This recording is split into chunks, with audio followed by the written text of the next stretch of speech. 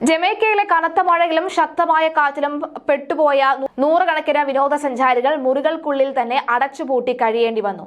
ലോകം ഇന്ന് വരെ കണ്ടിട്ടുള്ളതിൽ ഏറ്റവും നാശകരമായിട്ടുള്ള കൊടുങ്കാറ്റാണ് ജമൈക്കയിൽ ആഞ്ഞടിച്ചത്. ഈ ചെറിയ കരീബിയൻ ദ്വീപ് രാഷ്ട്രത്തിൽ 24 മണിക്കൂറിനുള്ളിൽ 40 ഇഞ്ച് മഴ പെയ്തിറങ്ങിയപ്പോൾ പലയിടങ്ങളിലും മണ്ണിടിച്ചിലും വെള്ളപ്പൊക്കവും ഉണ്ടായി. ഇതിനോടകം തന്നെ വടക്കൻ കരീബിയയിൽ 6 പേരുടെ മരണത്തിനിടയാക്കിയ മെലീസ് കൊടുങ്കാറ്റ് ഇന്നലെ രാവിലെയാണ് ജമൈക്കയെ സ്പർശിച്ചത്. കാറ്റഗറി 4-ൽ പെടുന്ന നാശകാരിയായിട്ടുള്ള കൊടുങ്കാറ്റ് ജമൈക്കയിൽ എത്തിയപ്പോഴേക്കും കൂടുതൽ ശക്തി പ്രാപിച്ച് കാറ്റഗറി 5-ൽ എത്തുകയായിരുന്നു. രാജ്യത്തിനായി താൻ പ്രാർത്ഥിക്കുകയാണ് എന്നാണ്, പ്രകൃതിയുടെ താണ്ഡവം നിസ്സഹായമായി നോക്കി നിൽക്കേണ്ട അവസ്ഥയാണ് എന്ന് ജമൈക്കൻ പ്രധാനമന്ത്രി ആൻഡ്രൂ ഹോൾനെസ് പറയുന്നു. ദ്വീപിൽ അങ്ങോളം ഇങ്ങോളമായി 900 അഭയാർത്ഥി ക്യാമ്പുകളാണ് രൂപീകരിച്ചിട്ടുള്ളത്. ആളുകളോട് വീടുകൾ ഉപേക്ഷിച്ച് ക്യാമ്പുകളിൽ അഭയം തേടാൻ ആവശ്യപ്പെട്ടിരുന്നു.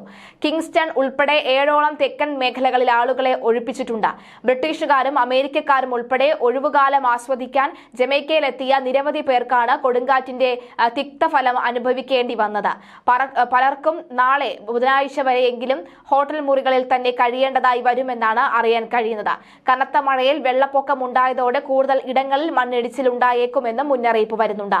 പല വിമാന സർവീസുകളും റദ്ദാക്കപ്പെട്ടതിനാൽ വിനോദസഞ്ചാരികളിൽ പലരും തിരികെ മടങ്ങാൻ കഴിയാത്ത സാഹചര്യമാണ് ഉണ്ടായത്. ജമൈക്കയിൽ കുടുങ്ങിയ ബ്രിട്ടീഷ് പൗരന്മാർ ഹറിക്കെയിൻ ഷെൽട്ടറുകളിൽ അഭയം തേടണമെന്ന നിർദ്ദേശം ബ്രിട്ടീഷ് വിദേശകാര്യ വകുപ്പ് നിർദ്ദേശിക്കുകയുണ്ടായി. തദ്ദേശ അതോറിറ്റികളുടെ നിർദ്ദേശങ്ങൾ പൂർണ്ണമായും അനുസരിക്കണമെന്ന നിർദ്ദേശവും അതിലുണ്ട്.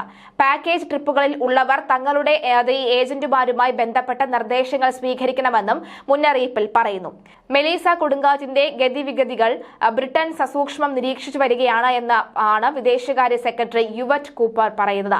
ജമൈക്കൻ വിദേശകാര്യ മന്ത്രിയുമായി ബന്ധപ്പെട്ടുവെന്നും എല്ലാ പിന്തുണയും സഹായങ്ങളും വാഗ്ദാനം ചെയ്തിട്ടുണ്ടെന്നും അറിയിച്ചു. അധികം വൈകാതെ തന്നെ ഇത് മനുഷ്യ ചരിത്രത്തിലെ ഒരു വലിയ പ്രതിസന്ധിയായി മാറുമെന്നാണ് അക്യുവെദറിലെ മുഖ്യ കാലാവസ്ഥാ ശാസ്ത്രജ്ഞനായ ജോനാഥ് പോർട്ടർ പറയുന്നത്. ലോകരാജ്യങ്ങളിൽ നിന്നും വലിയ രീതിയിലുള്ള സഹായങ്ങൾ ജമൈക്കയ്ക്ക് ആവശ്യമായി വരുമെന്നും അദ്ദേഹം പറയുകയാണ്. ചരിത്രത്തിൽ തന്നെ ഏറ്റവും വലിയ ശക്തവും നാശകരവുമായിട്ടുള്ള കൊടുങ്കാറ്റാണെന്ന് മെലീസ എന്നും ജോനാഥൻ പോർട്ടർ കൂട്ടിച്ചേർത്തു. രാജ്യത്തിന്റെ കിഴക്കൻ മേഖലകളിൽ 40 ഇഞ്ച് കനത്തിൽ വരെ മഴ ലഭിച്ചപ്പോൾ പടിഞ്ഞാറൻ മേഖലയിൽ 16 ഇഞ്ച് വരെ മഴ ലഭിച്ചു. പലയിടങ്ങളിലും നാശകാരികളായ മണ്ണിടിച്ചിലുകളും ഉണ്ടായിട്ടുണ്ട്. രാജ്യത്തിന് ഒരു കാറ്റഗറി 5 കൊടുങ്കാറ്റിനെ അതിജീവിക്കാൻ കഴിയുമോ എന്ന സംശയത്തിലേക്കാണ് താനെന്നാണ് പ്രധാനമന്ത്രി പറയുന്നത്. ഇന്ന് രാത്രി ക്യൂബയ്ക്ക് മുകളിലൂടെ നീങ്ങുന്ന മെലീസ നാളെ ബഹമാസിൽ ആഞ്ഞടിക്കും. വളരെ സാവധാനം നീങ്ങുന്ന കൊടുങ്കാറ്റ് ഹൈത്യത്തിൽ ഇതിനോടകം തന്നെ ചുരുങ്ങിയത് 3 പേരുടെയെങ്കിലും മരണത്തിന് കാരണമാക്കിയിട്ടുണ്ട്. ഡൊമിനിക്കൻ റിപ്പബ്ലിക്കിൽ ഒരാളും മരണപ്പെട്ടു. ഇവിടെ ഒരു 13കാരനെ കാണാതായിട്ടുമുണ്ട്. കൊടുങ്കാറ്റിന്റെ നീക്കം സാവധാനത്തിലായതിനാൽ ഇത് ബാധിക്കുന്ന പ്രദേശങ്ങളിൽ നാശത്തിന്റെ തീവ്രത കൂടുമെന്നാണ് വിദഗ്ധർ പറയുന്നത്. ജമൈക്കയിലെ കിങ്സ്റ്റണിൽ നിന്നും 125 മൈൽ തെക്ക് പടിഞ്ഞാറും ക്യൂബയിലെ ഗ്വാഡനാമോയിൽ നിന്നും 110 മൈൽ തെക്ക് പടിഞ്ഞാറുമായാണ് ഞായറാഴ്ച രാത്രി മെലീസ രൂപം കൊണ്ടത്. മണിക്കൂറിൽ 150 മൈൽ വരെ ആയിരുന്നു കാറ്റിന്റെ പരമാവധി ഗതി. ഇതിന്റെ കേന്ദ്രഭാഗം മണിക്കൂറിൽ 5 മൈൽ വേഗതയിൽ പടിഞ്ഞാറോട് നീങ്ങുകയാണ്. മണിക്കൂറിൽ 175 മൈൽ വരെ ഇതിന് വേഗത കൈവരിക്കാനാകുമെന്നും വിദഗ്ധർ പറയുന്നു. അതേസമയം കൊടുങ്കാറ്റ് മോന്ത കൊടുങ്കാറ്റ് ഉടൻ തന്നെ ആഞ്ഞടിക്കുമെന്ന വിവരം തന്നെയാണ് പുറത്തുവരുന്നത്. മോന്ത കൊടുങ്കാറ്റിൽ വിറങ്ങലിച്ച ലോകം നിൽക്കുന്നു എന്ന് തന്നെയാണ് പറയുന്നത്. അതേസമയം തീരം തൊടാൻ മോന്ത ചുഴലിക്കാറ്റ് തീവ്ര ചുഴലിക്കാറ്റായി ശക്തി പ്രാപിച്ചേക്കും. കനത്ത മഴയ്ക്ക് സാധ്യത.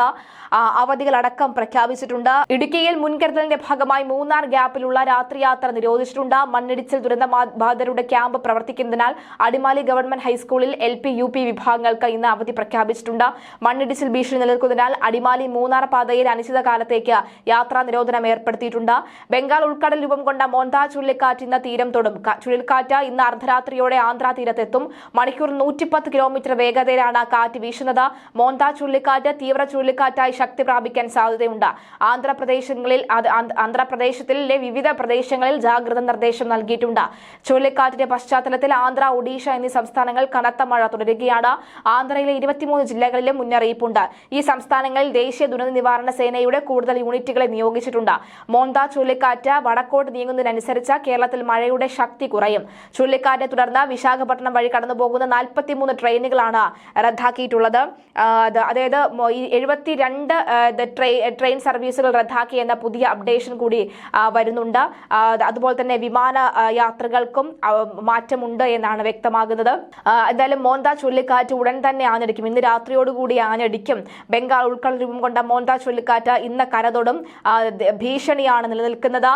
ഇന്ന് രാത്രി തന്നെ കരതൊടും. ഇനി മണിക്കൂറുകൾ മാത്രമാണ് ബാക്കിയെന്ന ഞെട്ടിപ്പിക്കുന്ന വിവരങ്ങൾ തന്നെയാണ് വരുന്നത്. ലോകം അതിനായി കാത്തിരിക്കുക. അതായത് ലോകം ഈ ഒരു ദിവസം കടന്നു പോകാനായി പ്രാർത്ഥിക്കുകയാണ്, കാത്തിരിക്കുകയാണ്. തീർച്ചയായിട്ടും ജാഗ്രത പാലിക്കുക. അവധിയുണ്ട്.